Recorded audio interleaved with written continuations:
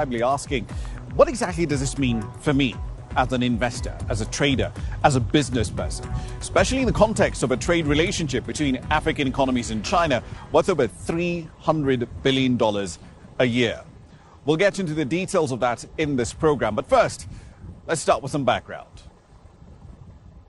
In the summer of 2025, China announced the expansion of its preferential access for African nations, extending its zero-tariff policy for least developed countries to encompass all African countries with diplomatic ties to Beijing. Now, the policy eliminates all tariffs on Chinese imports originating from Africa, a measure that, in principle, could deepen economic ties between China and Africa by granting African exports greater access to a market of 1.4 billion people. Implementing the zero-tariff policy means the removal of all taxes on nearly all goods, and that ranges from agricultural produce like coffee, tea, macadamia nuts, chocolate, and so on, to minerals and textiles and manufactured items. This development isn't just a diplomatic gesture. It reflects a strategic recalibration that's looking to balance China's significant trade surplus with Africa while opening up new export opportunities for African nations. It's a very important opportunity for Africa.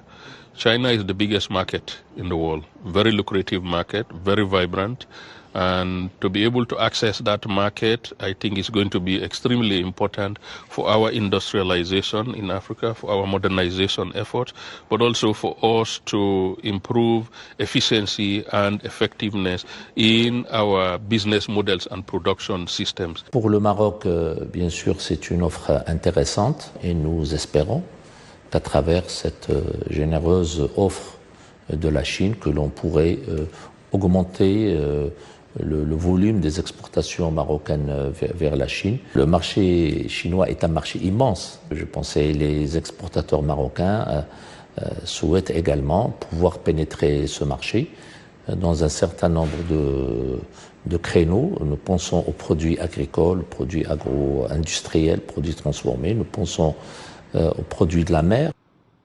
As such, it could potentially catalyze economic transformation, provided that African countries align policies and build capacity that fully leverages this opening up by continuing to push forward the negotiation and signing of agreements on economic partnership for shared development, and further expand access for African exports to China by upgrading the Green Channel, among other measures. That means that beyond just tariff reduction, China has implemented many other non-tariff trade policies to enhance Sino-African trade. That includes trade finance policies, trade platform policies, and the Green Channel policy. The Green Channel policy has stood out as one of the most consequential platforms for breaking barriers to trade between Africa and Beijing. In 2021, China declared it would establish the Green Channel for African agricultural products. Under this policy, there are three core measures towards trade acceleration: priority access processing, combined risk assessment, and flexible enterprise registration. Many agriculture companies in Kenya have appreciated that effort of a China free trade, simply because we're able to get better pricing from our exporters and our business partners in China. We're getting more inquiries if we can partner with Chinese state corporation companies to do the export of avocado. We can expect, if we do a duration of around 12 months, there's going to be an increase of maybe close to 50% of exports, agriculture exports to China. Once this policy came into effect, 16 agricultural products from 11 African countries had gained access to China under the Green Channel policy by June 2023. This zero-tariff arrangement is unilateral, so it is a special preferential tariff. In February this year, China reached framework agreements with South Africa, and in March, Beijing penned an early harvest arrangement with Kenya, as well as a framework agreement with Nigeria.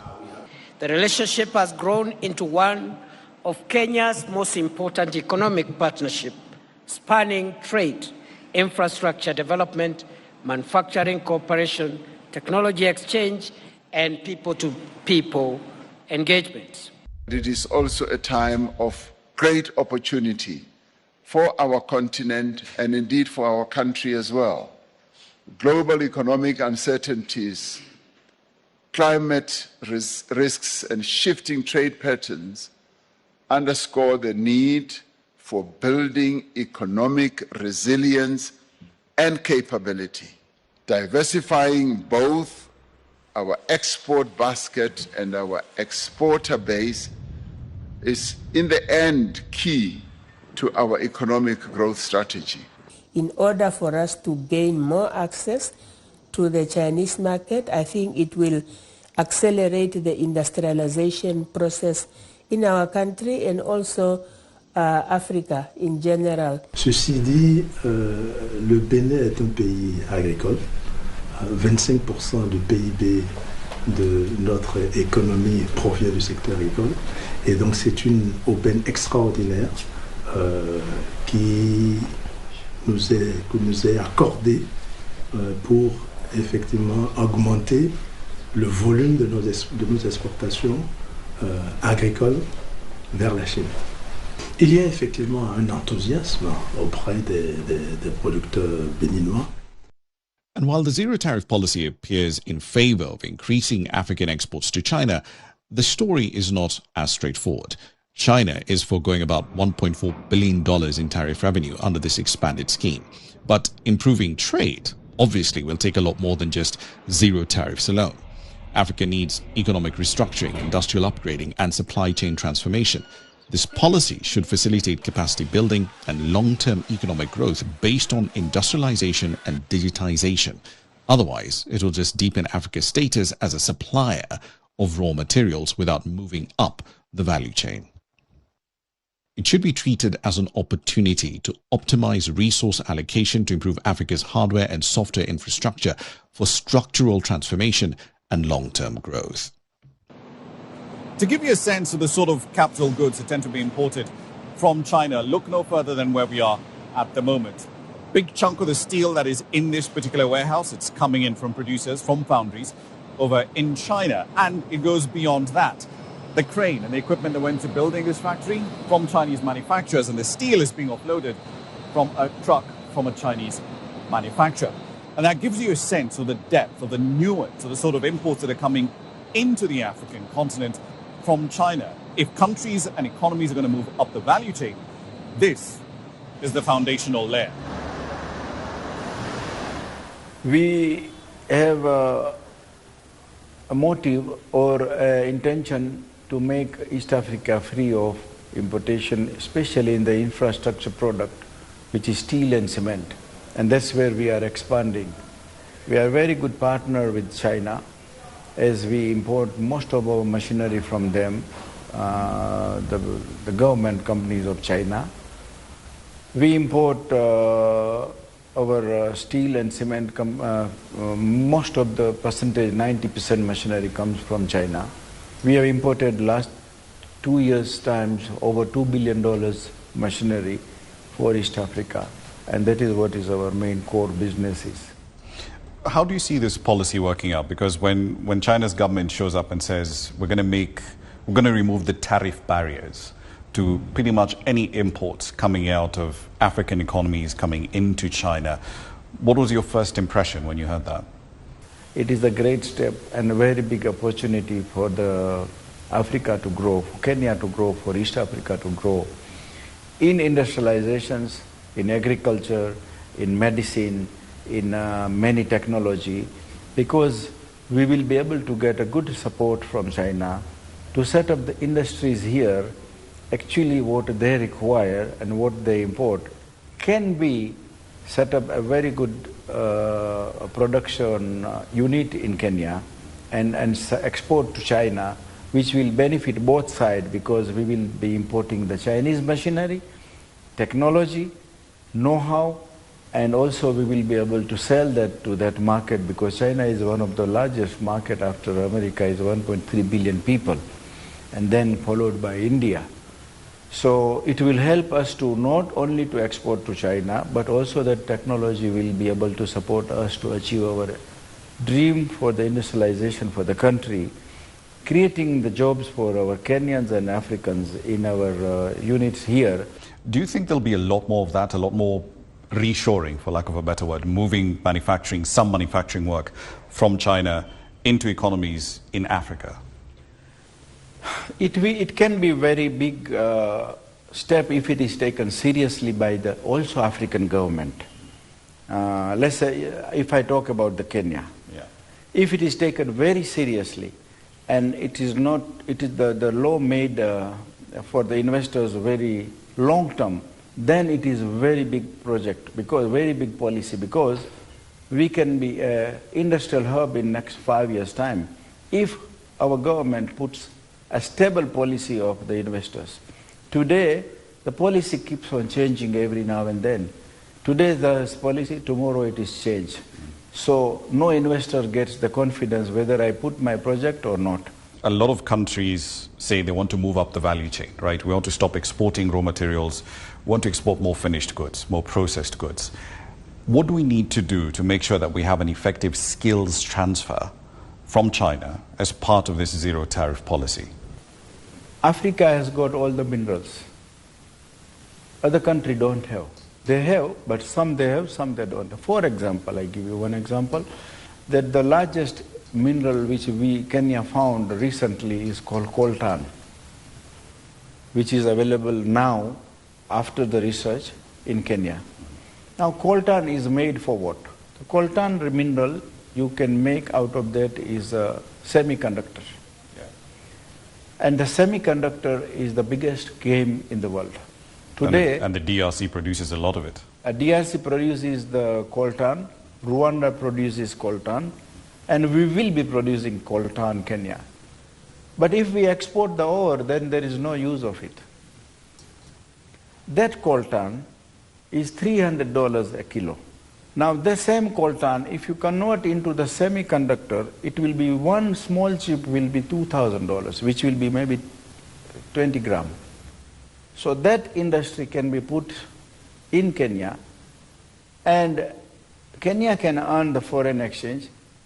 Minimum 500,000 people will get the job. There is no job in the country. Why? In Africa, not in Kenya only. It's because we are not be able to fetch this kind of industry. That kind of industry needs more than a couple of $1 billion investment. You need partnership with the government of China or any other who can give you their know-how and can be partner to produce that. Now, if we take this all kind of thing, this $2 billion to produce semiconductor is a very small investment, I'm telling you, in a small scale. If it is big, then it has to be much bigger. If we put such, it is just one example I'm giving you, but if we fetch this kind of industry and pass it into the parliament that this law will not be changed for 25 years, many investors will come. China's zero-tariff policy is part of a larger effort under the Forum on China-Africa Cooperation, better known to you and I as FOCAC. It's a multilateral coordination mechanism between African economies on one hand and China on the other. It expands previous trade preferences limited to least developed countries to now include middle-income economies like Nigeria, Egypt, Kenya, and South Africa. The policy is expected to cover over 98% of taxable items originating from 53 African countries. That includes staple exports like coffee, tea, cotton, seafood, iron ore, metal ores of various sorts, and processed goods. In return, African countries are expected to support trade facilitation and align standards with international best practices. It is also an answer to unilateralism and protectionism. That show South Africa and China hand in hand to open wider both their market to each other so that it can enhance all bilateral relations. Africa remains China's fastest growing trading partner, with 2025 export value estimated at $365 billion. That represents the fastest growth rate of all regions at about 18%. But that export growth has earned the continent just 5.5% of China's market, compared to Asia's 52%, Europe's 19%, North America's 10%, and Latin America's 8%. This represents more than $107 billion in trade surplus in the 12-month period, meaning China needs to import more from Africa in order to reduce that surplus. China's top exports to Africa include water vessels like cruise ships, excursion and ferry boats, cargo ships, telephone sets, and includes, of course, smartphones and other telephones for cellular networks, motor vehicles, woven fabrics of synthetic filament yarn. On the flip side, Beijing's top imports from Africa are mainly raw and semi-refined mineral resources like petroleum oils, refined copper and copper alloys, aluminium ores and concentrates, gold, and that includes gold plated with platinum, as well as iron ores and concentrates. In the second part of this special episode, we'll explore exactly what the benefits of the zero-tariff policy are, not just for African economies, but for Chinese businesses and investors as well.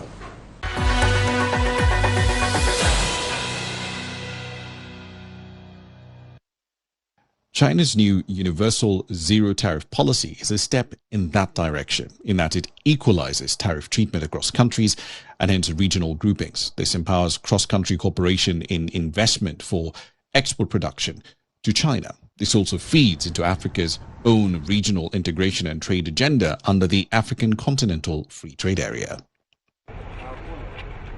For years, high import duties and opaque valuation practices have hindered trade across much of the continent. This now calls for what is technically referred to as trade facilitation. It's essentially the process by which customs procedures, including inspection and so on, are simplified.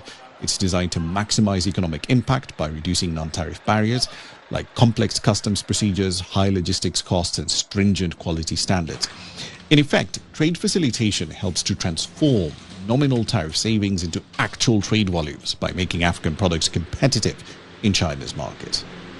A lot of time we lost opportunities due to high cost of exportation and processing systems. But with the inception or incoming of the zero tariff from the China, I think it's a very good advantage for us to utilize it, whereas we need government support in order to meet up the requirement for exports. As we explained earlier, China is offering elevated trade facilitation support.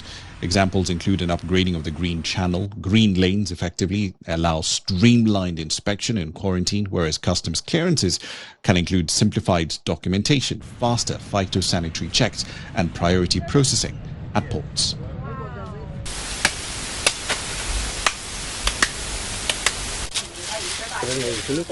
Incentivizing value-added exports is a key opportunity. Countries like Ghana and Cote d'Ivoire, for example, they produce large volumes of raw cocoa. They're the largest producers of that commodity anywhere in the world.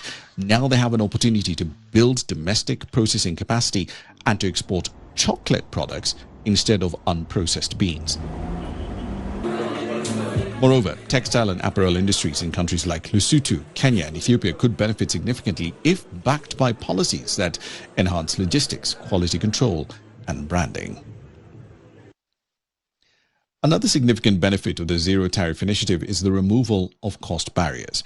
African exporters can now sell goods in China at more competitive prices, unlocking new markets for agricultural and manufactured goods.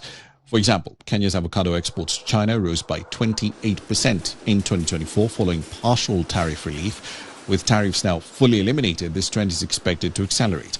Likewise, Ethiopia's coffee sector, already prominent in China's specialty market, could see a surge in demand. Small and medium-sized enterprises and farmer cooperatives can now participate more actively in international trade. With the right training, certifications and logistics support, Africa's informal sector could access China's $17 trillion consumer economy, giving rural economies a shot in the arm in their development prospects. China's top 5 trading partners in Africa in 2025 are South Africa, Nigeria, the Democratic Republic of Congo, Angola, and Egypt. But here's why the zero-tariff policy really matters for China-Africa trade. The 20 non-least developed countries, or LDCs, as ranked by the Balance of Trade measure, account for over 45% of China's imports. 5 of those make up more than 27% of that trade surplus, and that includes Nigeria, Liberia, Egypt, Algeria, and Kenya. There is, nonetheless, a risk that consistent tariff treatment simply facilitates the continent's strong economies and export prospects, such as Morocco, Egypt, and South Africa, where economies like Kenya and Ghana may benefit to some extent. There's a risk that LDCs gain the least, or perhaps even get squeezed. It is the question of regional value chains. So small African countries like Mozambique, Malawi will be able to benefit from this when they link up with South Africa. South Africa now will be a market for Malawi and Mozambique. They can export their products to South Africa, and then the case for South Africa, it can also now invest in Mozambique, and the chain goes. It's a question of regional value chains. So that's what we need to be thinking about, building regional industrial clusters rather than thinking about it just in strictly country level terms. Yes. How fast might we start seeing the benefits of this zero tariff policy taking effect? Because yes, if you're dropping tariffs on agricultural exports, right, from an average of 14% down to zero, does that then translate into more earnings for farmers and aggregators immediately? Well, for how fast we start reaping the benefits, that depends on African governments. It is a case of policy response. So how well and how fast will African governments harness this kind of commitment? So how much time depends on how willing and how open African governments are able to sit and understand this and negotiate this together. What sort of support measures do governments need to put in place to enable firms in Africa to export into the Chinese market? Because the tariffs are out now, but the bigger hurdle is meeting standards required in the Chinese market, isn't it? Yeah, it's very true. We need to understand and treat trade barriers as opportunities of how we can come out best of the troubles we are in today. So it's a question of compliance. How are we sorting our manufacturing? How are we doing our logistics? So when we understand those kind of aspects, then we can be able to come out of this very, very fast. Yeah. That being said, in the third part of this special episode, we'll be exploring what exactly needs to happen to make sure that the zero tariff policy works for both sides.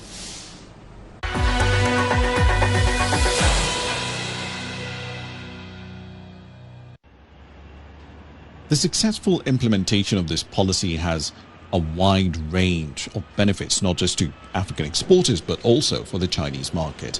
At a macroeconomic level, the impact is pretty direct. From lower import prices to higher import volumes, the zero tariff policy between China and Africa should help to increase the competitiveness of Chinese firms who are seeking to invest in African production and manufacturing value chains. It should help to expand the choice available to consumers in China, especially in agricultural products like tea, coffee, and avocado, thereby improving the diversification and security of supply for China's imports. I think it's like a milestone for transforming, because before our Chinese, most business people, they import from China and sell in Kenya market. It's a one-way trade. But today, with the new policy, this 100% zero tariff, now the story will be changed. So in the future, we'll find more and more people will export from Kenya to China. Before, maybe we export the raw materials. Today, even the finished products also enjoy the zero tariff. So you find more and more Chinese investors will use Chinese machinery, Chinese capital to settle down, set up the assemble factories in Kenya, especially like deep agro processing products, also even text products, even leather, even other products. If fresh African fruits and foods are price competitive and offer us alternatives to local products, I'd be happy to try them. I think this policy is beneficial for both sides. Chinese consumers will have more choices. China and African countries have friendly relations, and the Forum on China-Africa Cooperation is held annually. This zero-tariff policy further facilitates the export of African products and promotes bilateral trade. After African products enter the Chinese market, I will be buying coffee beans. I drink 2 or 3 cups of coffee every day, and African coffee beans will be very popular. This policy will help further exchanges and cooperation between China and African countries. I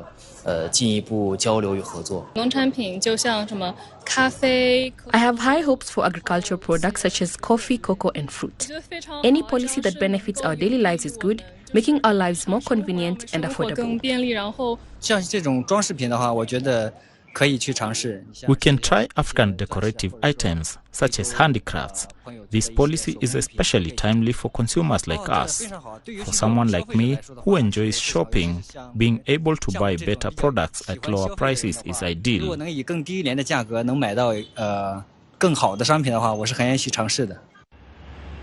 From an African perspective, exporters are poised to benefit from higher export prices and volumes, allowing for a lot more balanced trade with China by none least developed countries.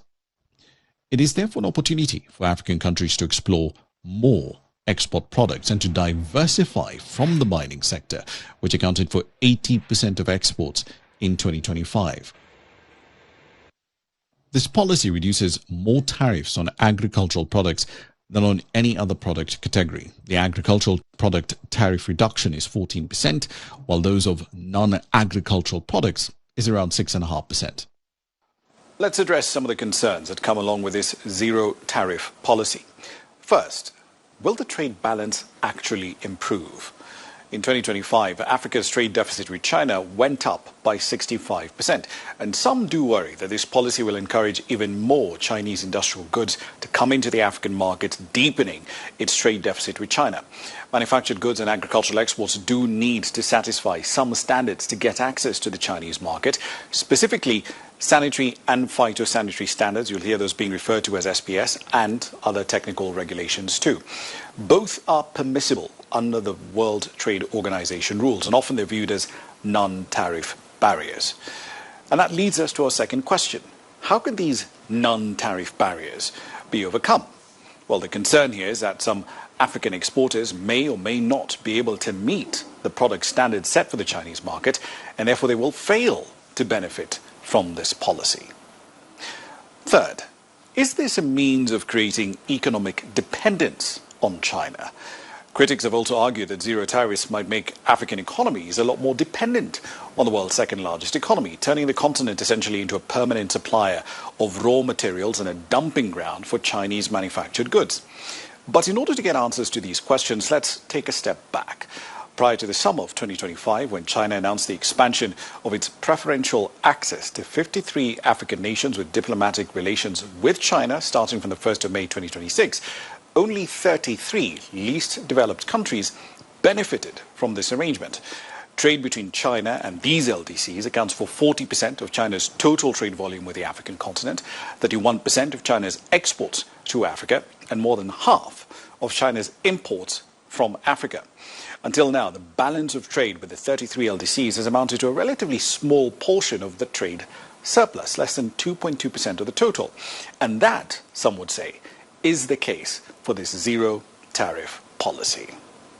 In my opinion, what China is doing is offering Africans an opportunity to lay the ground to recalibrate their private sector. And secondly, there's the aspect where I would say, again, if we use biological terms, the restructuring of the DNA of our business structure. And what that means is that we are coming from a colonial model that was largely extractive. You notice I'm emphasizing African side because the challenge in Africa is more structural, and this structure is basically designed by who we trade with. So the way we've been trading mostly with the Western countries has been to simply export the raw materials, and here China comes to say, okay, we can give you unconditional zero tariff access. So the term here is unconditional. We've had possibilities of conditional access. For example, AGOA with the US, where they would say you must be democratic before you access our markets, and maybe also the same for European Union. But a country giving you unconditional access is actually challenging you or challenging Africa, rethink your structure. You've led me into my next question quite neatly, because I know inevitably when this policy does go live on the 1st of May, the comparison will be China has a zero-tariff policy, and the comparison that will come to mind for a lot of countries is AGOA. Right. So walk us through that comparison. AGOA on one hand and China's zero-tariff policy on the other. You've already mentioned the unconditionality of it. What else makes them different? China is emphasizing on high-quality kind of growth. High-quality growth means they are focusing mostly on high-tech. And high-tech here means they need minerals to power those drones that they are building, the aerospace activities they are engaging in. Or even the electric vehicles that we're seeing at the Beijing Auto Show. Energy storage. So you see, that's high-quality growth. So Africa is given zero-tariff access, and here is a country that's offering you zero-tariff access, but it's moved to another layer of economic development, high quality. If the countries do not strategically have a diplomatic ask to China, let us hitch our wagon to your growth. What do I mean by this? We need technical skills, because you are not going then to take advantage of the zero-tariff access if your skill set is still dominated by the extractive mindset, that we simply dig the stones out of the soil and then take it out. So it means we have to strategically make a big ask and say, let's align the zero-tariff access with strategic skilling so that then the value add can be done. So that's essentially the technical skills we need in manufacturing, in industry, in tech. All of those things have to be negotiated. High quality, to align with the high quality growth. Because if not, then we remain with our traditional SME agro-processing, which China already, in its 5-year plan, is already showing that they are well beyond that. Of course, they will take some of those products. The other aspect would be to look at Africans who stay in China, because they have been sort of the agents of import-export aspect in terms of SME, and how do we leverage that and get some of them maybe coming back to strategically inform what I'd call the joint venture approach, so that then they grow to a certain medium scale of processing, because we know when it comes to critical minerals, that's really high level. It needs highly specialized approaches, but we could pitch for the medium level approach. One last question for you. If we have this conversation in 5 years' time, let's take the medium term view, what's the optimist's case, the optimist argument for how African countries can make the most of this trade window that has now opened? I think the most optimistic case for Africa is, from where I sit, is taking advantage of renewed interest in what I call the critical minerals. Because now it means China is creating a possibility for Africans to create a critical minerals corridor. And for me, that's very optimistic, but only if we think through strategically. Because we know now all powers want access to these minerals, and China is saying, okay, zero tariff means I could relocate maybe part of my processing to your side. Let's have a deal. So I think away from the traditional agricultural exports, I think China is giving us a possibility to create a critical minerals corridor for the global market. In the final part of this special episode, we'll be exploring the practical steps that African governments, 53 of them, remember, need to do to make sure that this zero-tariff policy works.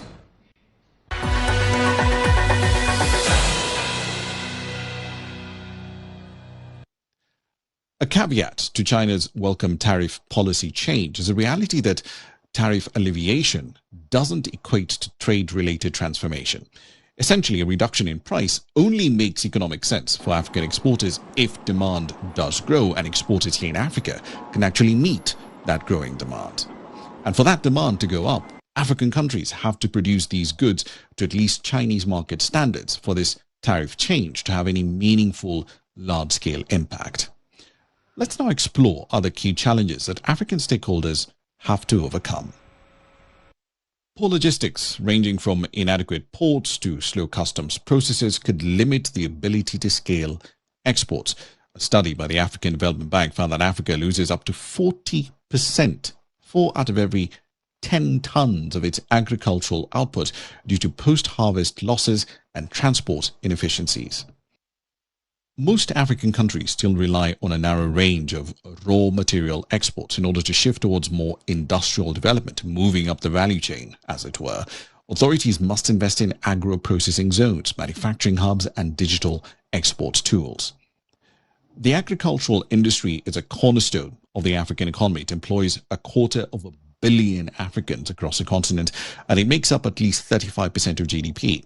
Data from the World Bank shows that agriculture accounts for 30 to 40% of Africa's GDP and employs anywhere between 60 to 70% of the labor force.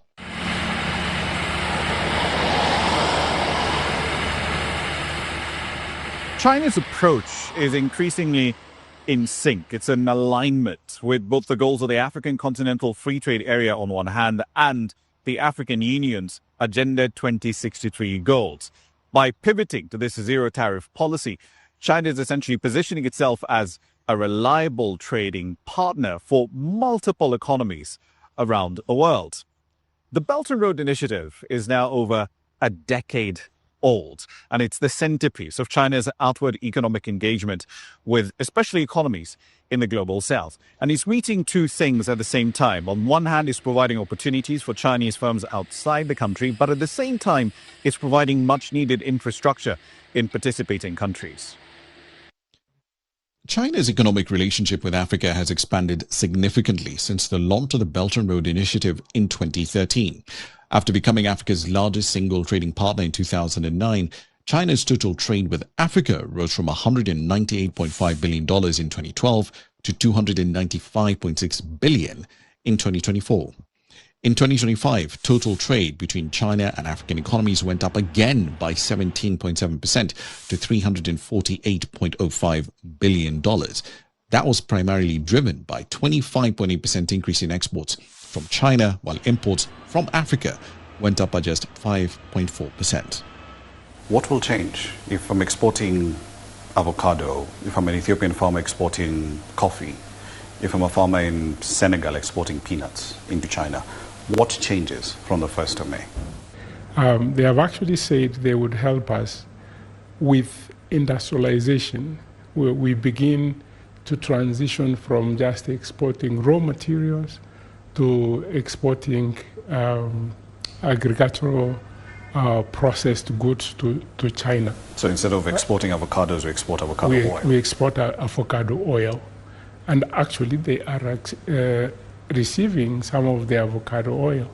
But most of the people who have avocado actually have no idea. They just want to send the avocado.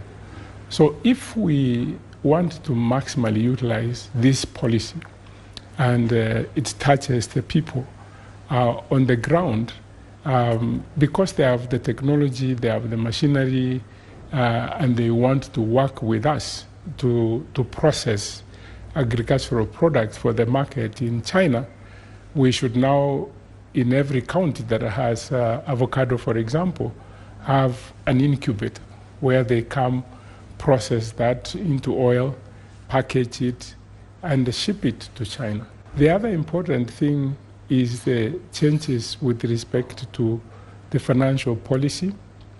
They are shifting from just infrastructure funding to now funding trade-related issues, meaning that even that conversion of our raw materials into products for export, it would be easier to access the Chinese financing. Thirdly, we don't have to struggle now and look for dollars to deal with China. China says you can deal with the yuan and the shilling. That changes things very So there is an incentive there for our banks, our large Pan-African banks, to essentially connect to the China interbank payment system as fast as possible. Exactly. That is what they are saying. And I call this the geopolitical dividends in the sense that the current friction between US and most countries has made some countries to begin to look at how do we delink ourselves from, say, the financial infrastructure that the US built, which is actually a monopoly. Everybody, if you need to send money to Uganda, it has to go to New York, and come to Uganda. That's through the SWIFT system. The SWIFT system. It was the only financial infrastructure that facilitated trade.